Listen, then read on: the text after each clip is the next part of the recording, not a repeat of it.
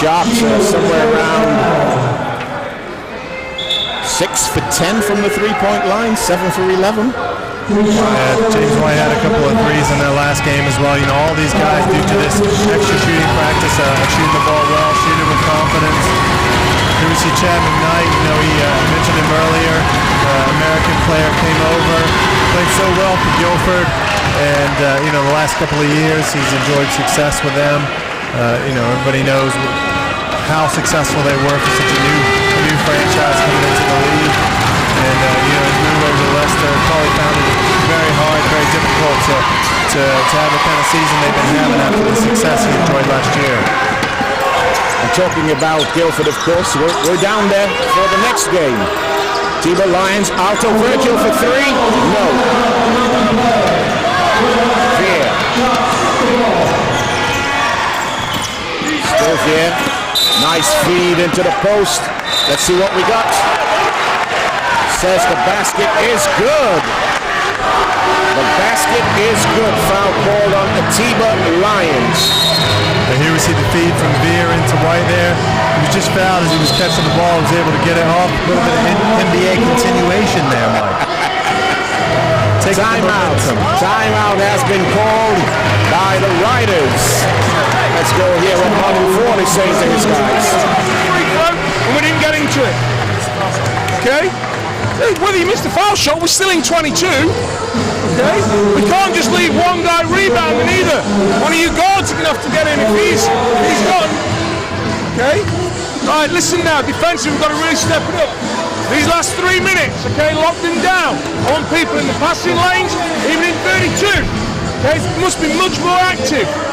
Right? Keep moving the basketball on offense. And I think we can run.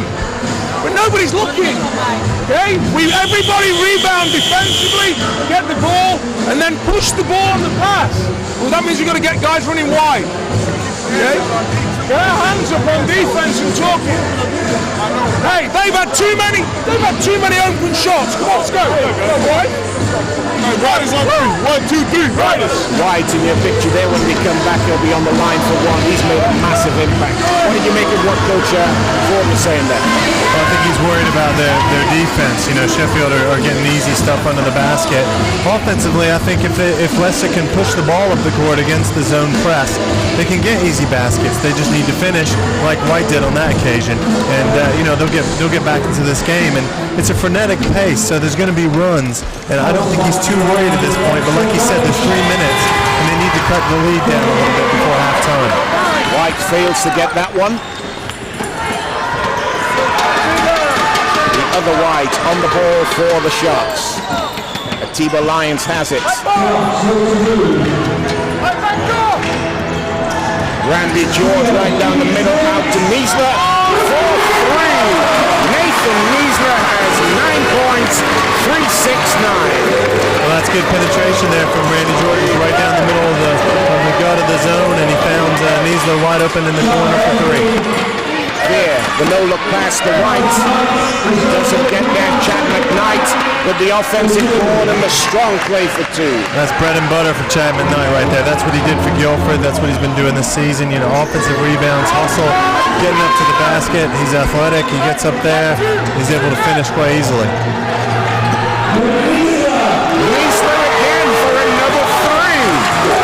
I think Coach Ford's got to be wondering if somebody's going to actually guard him in this quarter, because that's 2 threes in a row. Oh, White throws it away.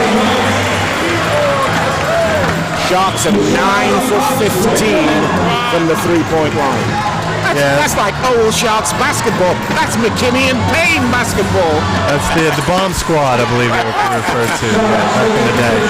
It's funny because Sheffield are 7th in the league, so they're not that bad at threes, but I tell you, they're going to climb up the charts after these last couple of performances. Tiber Lions is good for 2. Let me ask you something here, Todd. The Sharks have had pretty much a horrendous season, as we've spoken about. That is short. Just in the last 2-3 games, foul called on Wellington. In the last 2-3 games, they have really started to play, really started to put the ball in the basket. How far can they now go? Well, it's a tough one, really, because depending on where they finish, there may be a trip to Plymouth involved for the playoffs for them. And that's not an easy trip to make, no matter where you are in the country. And they're playing so well this season. It's going to be difficult. But all those games, are a one-off quarterfinal, and on the day, whoever plays the best is going to make it through. And if they can put in a shooting performance like they're doing now in the quarterfinals of the playoffs, then I think they'll be all right. Williams has it. Niesler.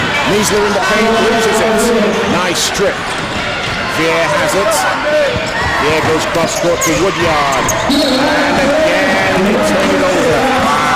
White suggesting that was last touch Sheffield. Referees say no. Well, once again, for all you young players out there, I think a bounce pass would have been much better in that situation.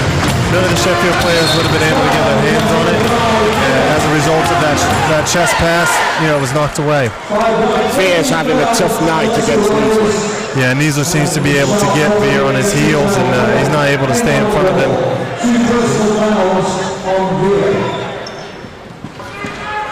51 points the Sharks have scored so far in this ball game. 51-28. This has got to be one of their best ever shooting possessions. Oh wow, no foul. Woo! I'm with the Atiba Lions on that one. See it here. We see Atiba get the rebound. We see someone come across his arms. I think it's McKnight there. Listen at the other end, foul called on Joe Burns.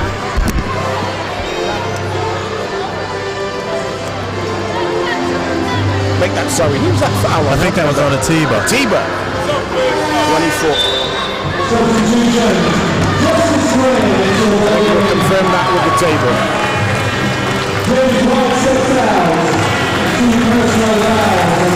White goes out for Sheffield just as Graham comes back. Less than a minute left to play in the half.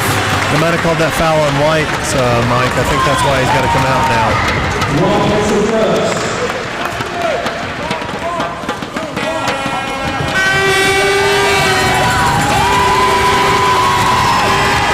The other White gets them both.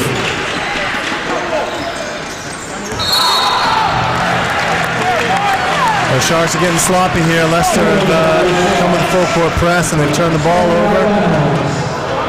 Just things you don't want to see going into halftime if you're Pete Scantlebury from Coach Ford. You're going to be encouraged by seeing this last little bit of hustle here. White on the block. What a play!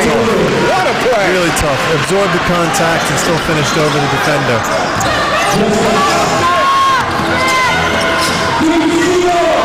Doesn't get there, Randy George. This is a good run by the Riders. Here has it.